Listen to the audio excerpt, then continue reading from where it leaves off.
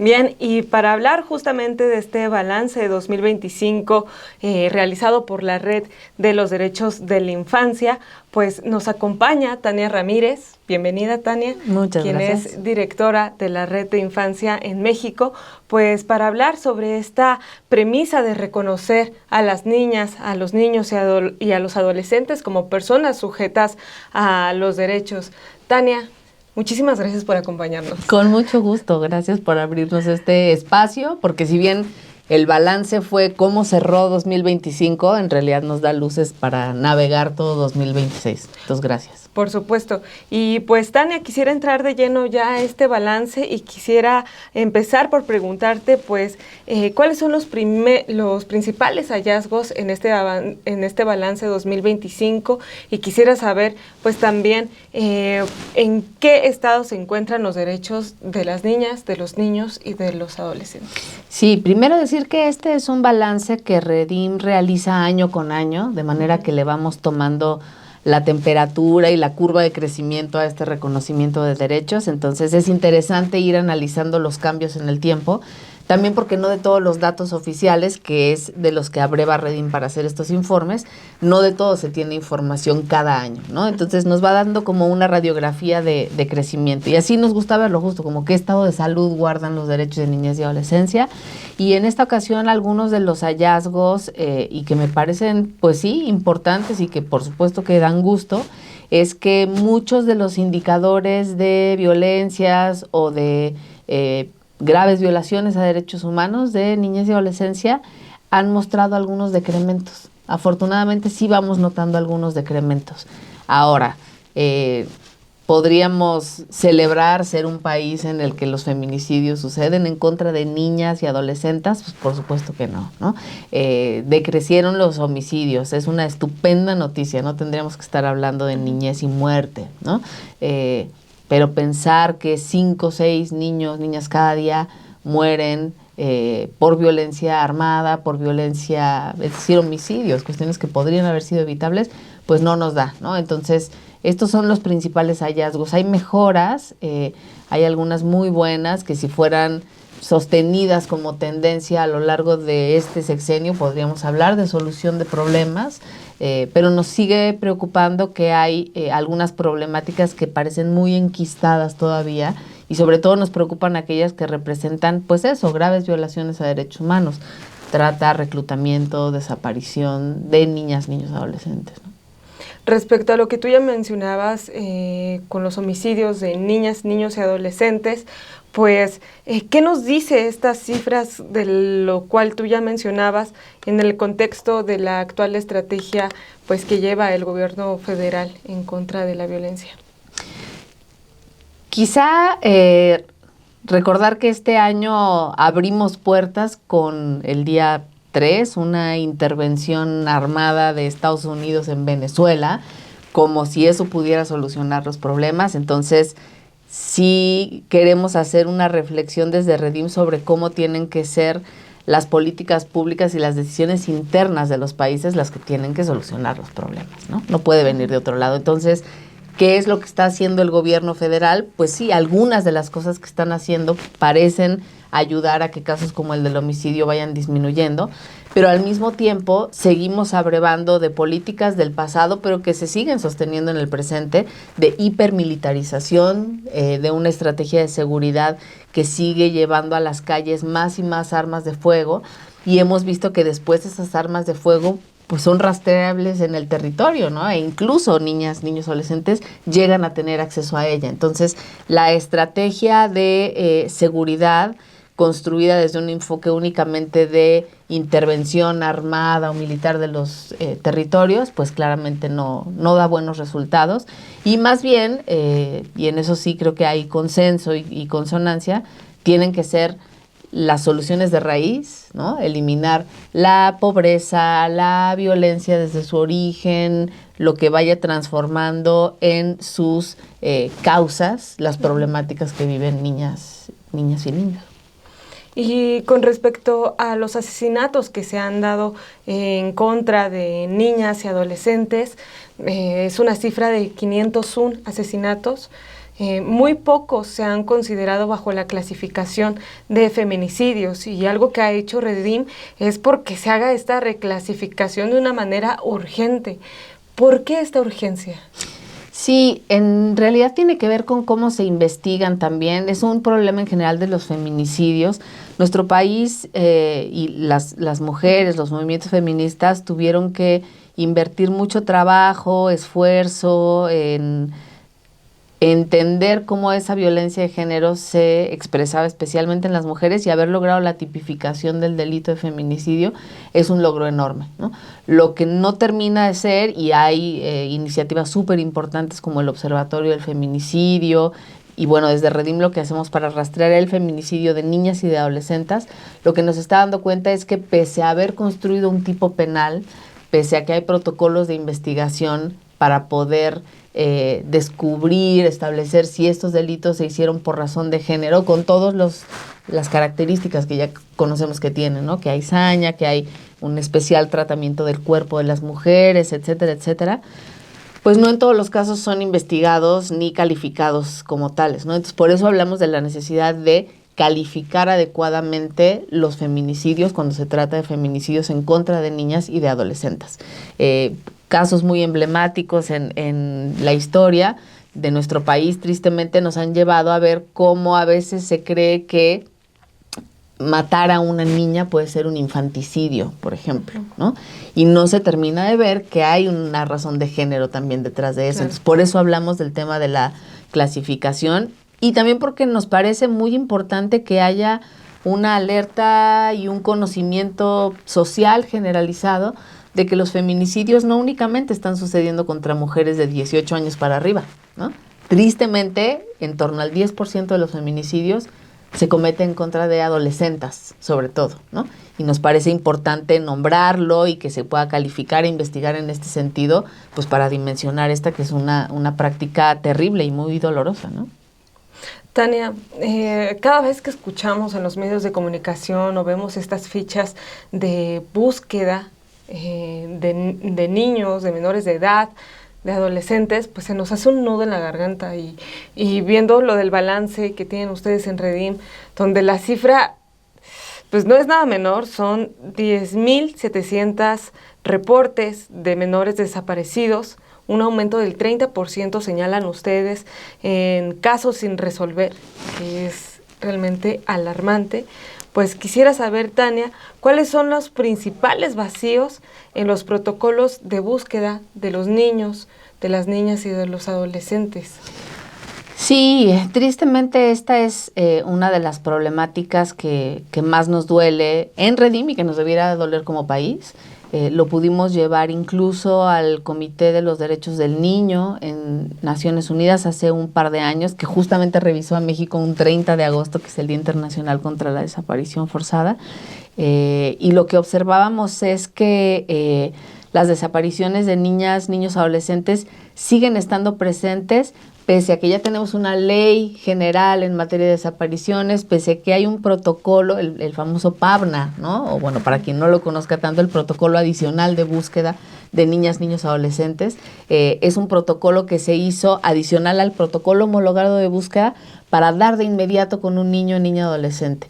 ¿Qué es lo que vemos? Que sigue habiendo una inercia en el desconocimiento de infancias y adolescencias por sus desapariciones, y sigue primando el estigma de seguro se peleó con su mamá, dale un par de días para volver, seguro se fue con el novio, en el caso de las chicas. Entonces necesitamos que haya conocimiento de que hay determinados estándares que ponen estos protocolos, que están hechos para cumplir con la ley, que tienen que ver con que no se debe esperar ni un segundo para la atención de un niño o de un adolescente, y que se tiene que buscar de inmediato, y que siempre se debe de presuponer la comisión de algún delito o que se está viviendo algún tipo de violencia. No se puede pensar que un niño o una niña por pie propio abandona su hogar o se desaparece voluntariamente. No, ni a mujeres, ni a personas defensoras de derechos humanos, ni a niñas, niños, adolescentes. Entonces el protocolo necesita más difusión, más conocimiento, e instalarse en las capacidades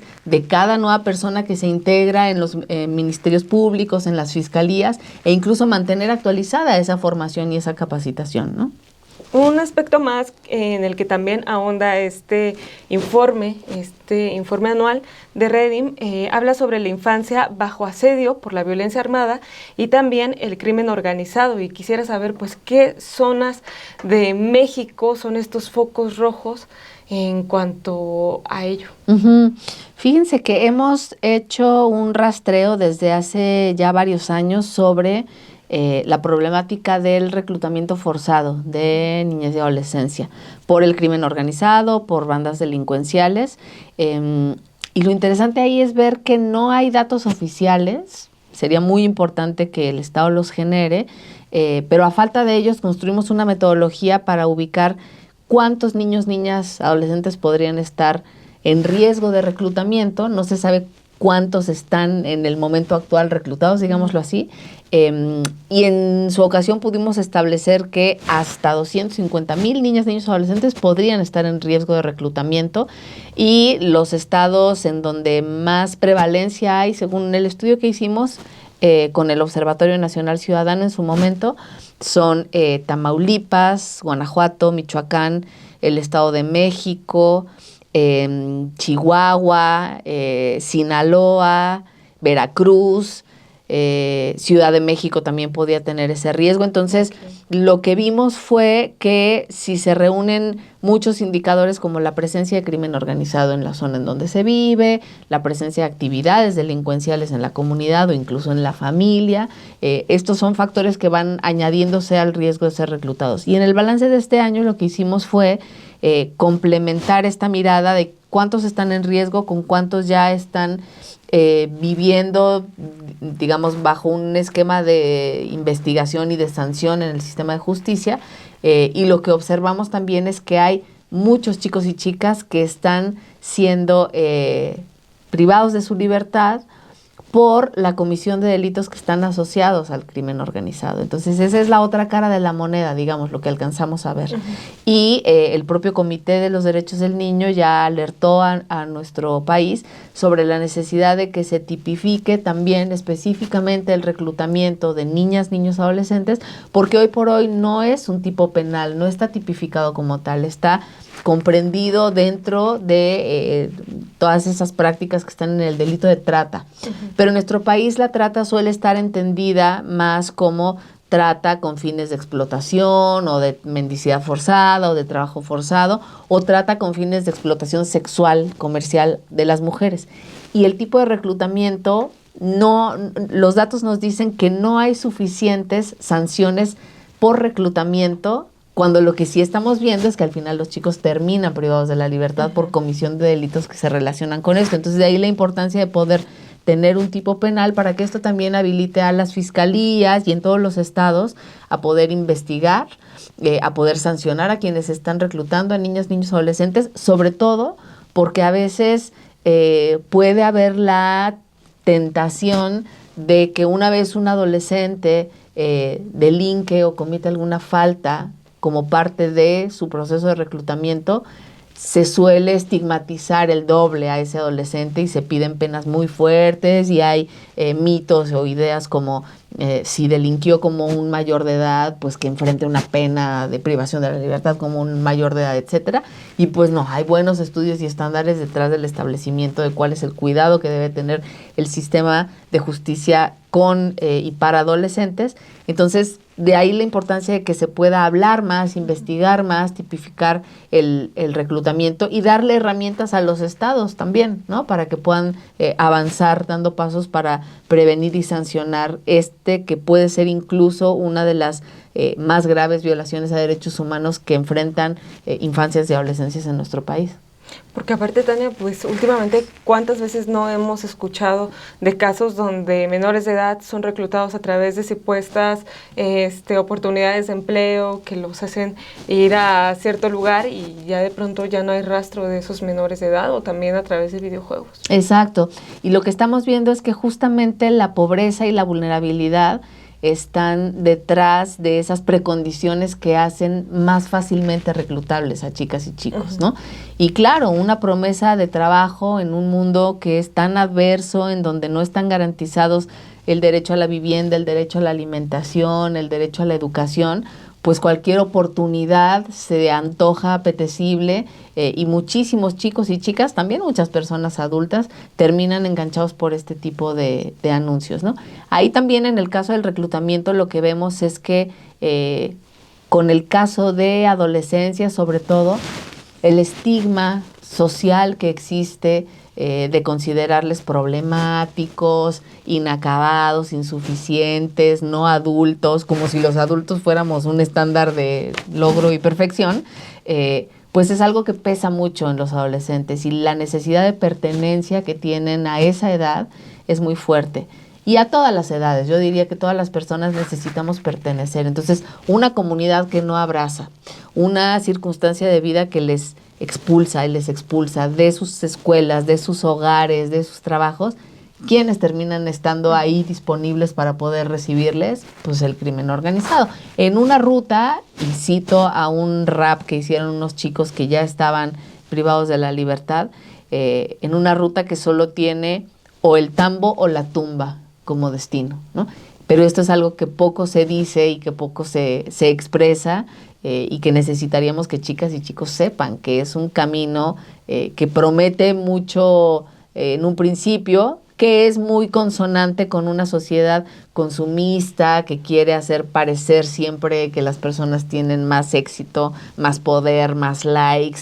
También le mandamos mensajes muy disociados a la chaviza, ¿no? Les decimos, no delincas, no te metas en esos grupos, pero si son el único lugar en el que me van a respetar, voy a tener poder, voy a pertenecer a un grupo, voy a tener una capacidad adquisitiva y voy a tener todos los likes que se supone que una persona debe tener para tener éxito, pues pocos caminos alternativos se ven, ¿no? Tania, y tocabas un punto también muy importante que era acerca de la pobreza, de cómo pues vuelve a este sector más vulnerable. Y en este informe de Redim pues apuntan que aunque pues hay ligeras disminuciones en la pobreza en general, pues aún hay puntos rojos, y tan solo esta cifra que dice que 1 de cada 3 niños vive aún en esta situación de pobreza. Y pues a eso voy a mi siguiente pregunta, porque ¿qué medidas específicas recomienda Redim para combatir la pobreza multidimensional, para ir más allá de las transferencias económicas? Exacto, es un poco esa la pauta. Nos encantaría pensar que este sistema de transferencias directas resuelve la pobreza, y sin duda está siendo un paliativo y un alivio y un apoyo para miles de familias, pero lo que hemos visto analizando en la curva del tiempo esto es que no está sacando de la pobreza ni de la pobreza extrema a niñas, niños y adolescentes. Es curioso porque los datos de pobreza para niñez y adolescencia parecieran disminuir ligeramente, pero el de pobreza extrema no. Y por eso es importante medirla a la luz de lo que Coneval, y vamos a extrañar mucho su trabajo ahora que ya desapareció la institución, lo que medían respecto de la pobreza multidimensional, ¿no? Acceso a servicios, vivienda, alimentación, educación, salud, etcétera, porque todo indica, y en Redim usamos datos oficiales, no lo estamos inventando, ¿no? Solo leemos esos datos, todo indica que la pobreza extrema sigue enquistada en niñez y adolescencia, y más concretamente en niñez y adolescencia indígena. Hay brechas dolorosísimas, nunca antes vistas para otras brechas, ni de género, ni de edad, ni de raza. Cuando hablamos de cuánta pobreza viven los niños, niñas, adolescentes que hablan una lengua indígena, hablamos de casi el 85% de la población. Qué fuerte. Mientras que la niñez no hablante de lengua indígena, que está en pobreza extrema, es del 25%. Entonces hay una brecha de 60%. Es un boquete, ¿no? Es el boquete de la desigualdad en nuestro país. Entonces, lo que habría que observar es, si se quieren hacer transferencias directas, cómo garantizar que se mejoren las condiciones de vida de esas familias en mayor pobreza, y también que no sean transferencias que terminen diluidas en las necesidades familiares o de otros miembros de la familia, y cómo apostar porque desde la primera infancia se acompañe a niñez y adolescencia en su desarrollo. Y por eso hablamos en Redim de que se les reconozca como titulares de derechos.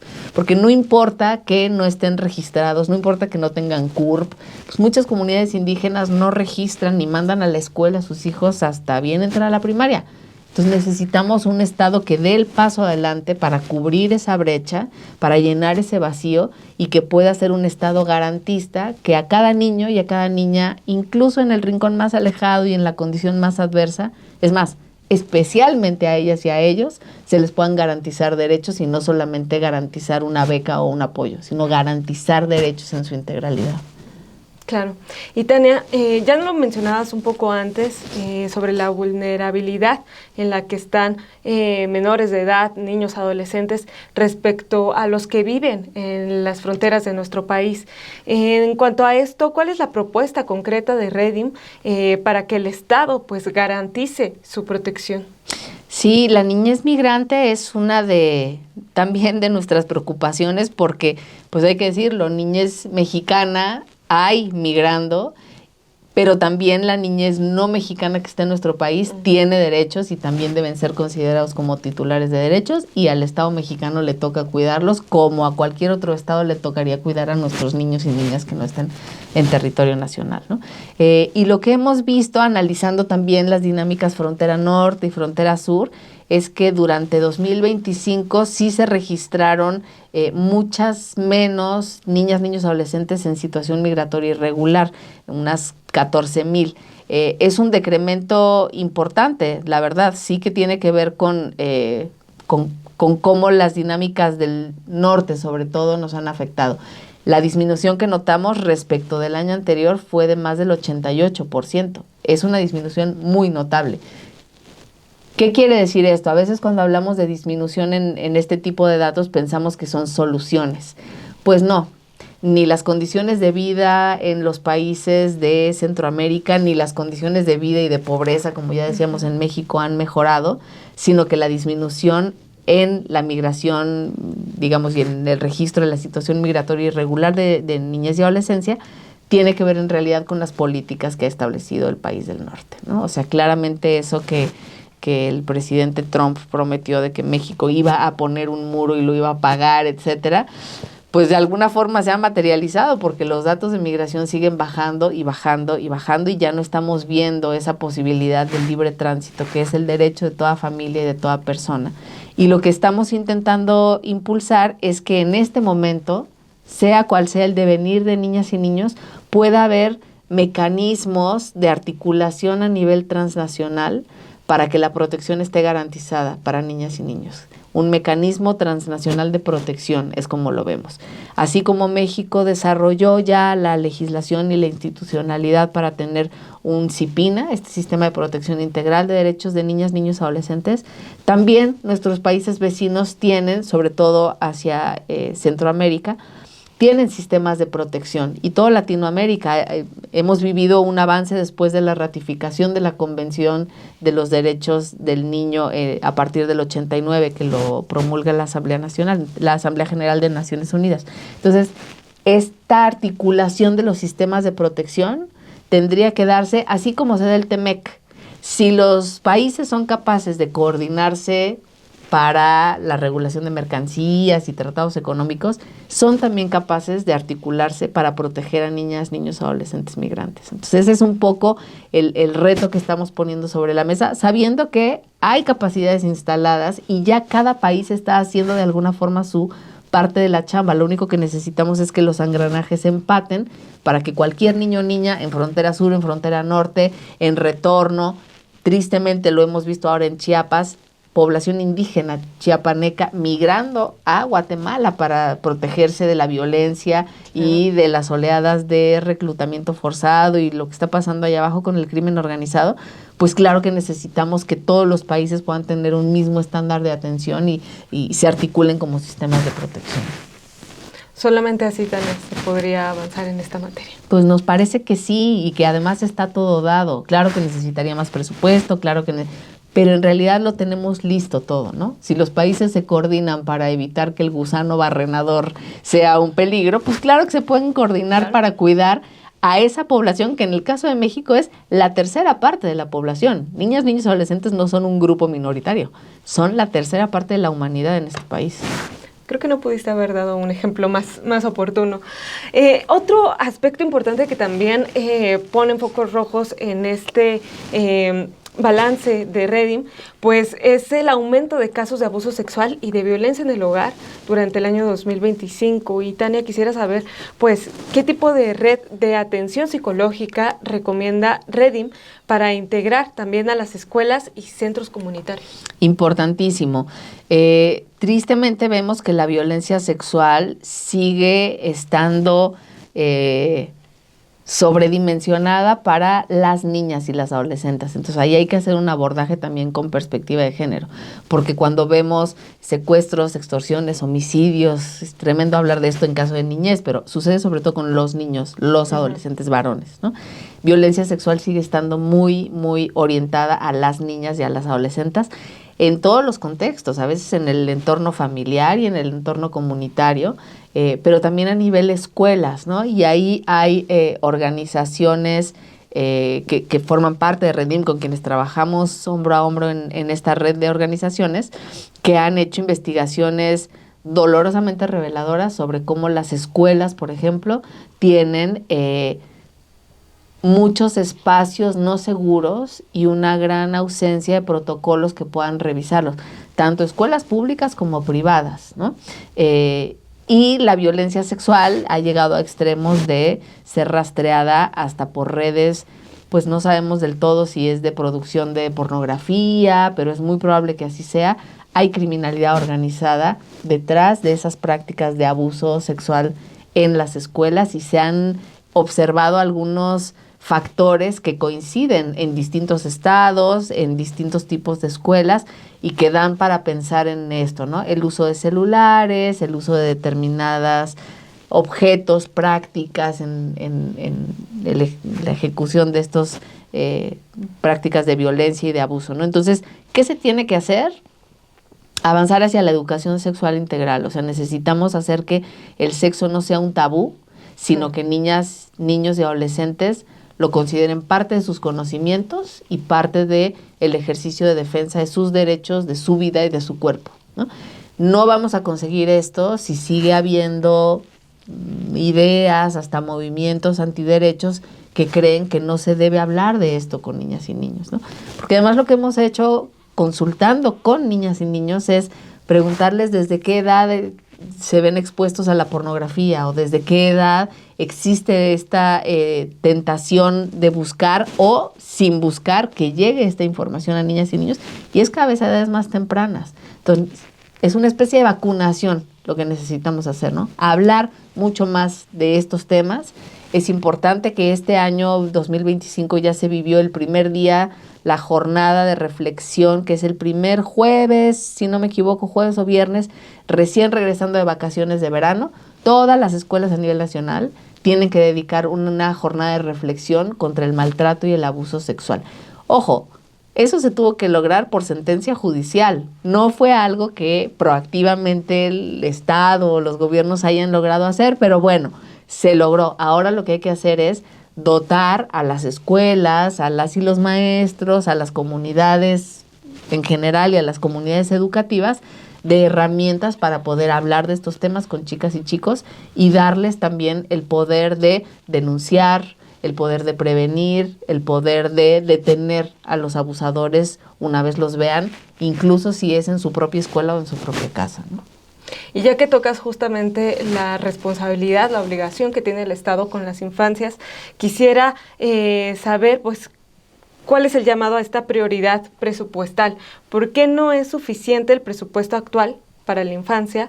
¿Y en qué áreas clave pues debería de reorientarse el gobierno federal en la inversión ahora para este año 2026? Muy importante. Por ahí hay una frase que dice que la política pública sin presupuesto es demagogia, ¿no? O sea, si decimos vamos a hacer y vamos a hacer, pero no le ponemos pesos que puedan ayudar a que se programen esas acciones, pues probablemente no estemos hablando más que de un estándar de lo ideal, ¿no? Y lo que vimos en esta ocasión, y lo venimos monitoreando desde hace varios años en Redim, es que para el caso de la asignación de recursos, que ojo, por ley ya está bien estipulado en un anexo transversal número 18, que todas las instituciones públicas le deben de destinar un tramo de su presupuesto, es decir, de su acción, a niñez y adolescencia.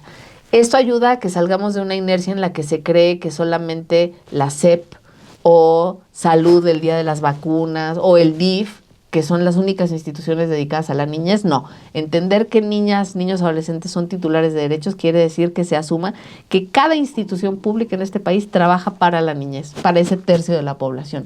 Caminos y Puentes Federales, Policía Cibernética, Guardia Nacional, todos le deben algo a la niñez, ¿no? Entonces, en este anexo transversal 18 se tienen que contemplar los pesos.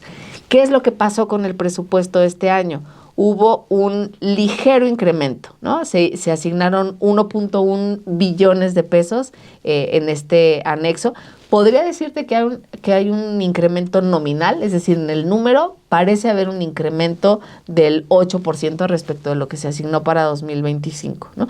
Pero cuando vemos que la inflación está prevista para por lo menos el 3%, y cuando vemos que el pastel de la recaudación, digámoslo así, es más grande, pues por más que te toque una rebanada ligeramente más grande, en realidad se está priorizando todo lo demás, ¿no? Por eso en Redim hablamos de que hay una pérdida en la prioridad fiscal, porque aunque se asigne un recurso en apariencia más amplio, no da para resolver todas las condiciones estructurales, de pobreza extrema, las brechas de desigualdad, todos los problemas que hemos platicado ahora y que describimos en el balance anual, no se terminan solucionando con un 8, que no es 8, sino 5% del incremento real, y sobre todo cuando el dinero se está yendo a otros lugares, ¿no? 2015 fue el año en el que más presupuesto se le dio a la niñez, el 15% se le asignó. Entonces, pensar que hay una asignación del 10% es ya estar por abajo del estándar. Y lo que dice, y es una recomendación también, y lo que dice la propia Convención de los Derechos del Niño, es que debe haber la disposición de todos los recursos posibles para la atención de la niñez bajo el interés superior de la niñez, ¿no? Bajo este principio de prioridad, niñez primero. Entonces, si ya hubo un 15%, en realidad se tendría que sostener y mejorar, ¿no? No ir hacia abajo. Entonces, pues sí, hasta no ver ese 15% logrado ya alguna vez y mejorado, pues no podemos decir que el presupuesto se esté asignando adecuadamente. Sin duda, Tania. Y bueno, ya después de haber hecho una revisión por todas estas cifras, que son más que cifras porque arrojan muchísimo de la realidad que están viviendo nuestras infancias, nuestras adolescencias en nuestro país, pues quisiera saber cuál es el llamado de la Red por los Derechos de la Infancia con la sociedad. Nuestro llamado es a seguir gestando un cambio cultural en donde se reconozca a niñas, niños y adolescentes no como propiedad de una familia, no como seres que solo les tocan a su mamá o a su papá, sino como sujetos sociales, incluso como sujetos políticos, que aprendamos a escucharles, que aprendamos a incorporar sus opiniones, sus temores, sus deseos, sus propuestas en todas las políticas públicas.